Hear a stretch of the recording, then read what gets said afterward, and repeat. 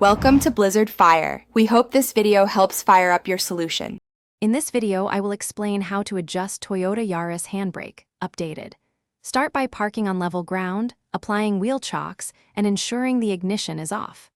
I will guide you through locating the adjuster, checking cable tension, and testing lever travel in clear step-by-step actions. Follow each step slowly, test frequently, and stop if parts feel damaged. This approach keeps the job simple and safe for most Yaris.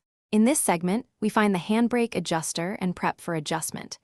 Gently remove the center console trim or inspect under the boot to reveal the adjuster nut or cable end. I will describe how to spot an in-cabin adjuster versus a rear underbody adjuster and which parts you will touch. Keep lights on the task, set tools nearby, and prepare to measure lever travel before making changes. Now we adjust the tension and test the handbrake so it grips reliably.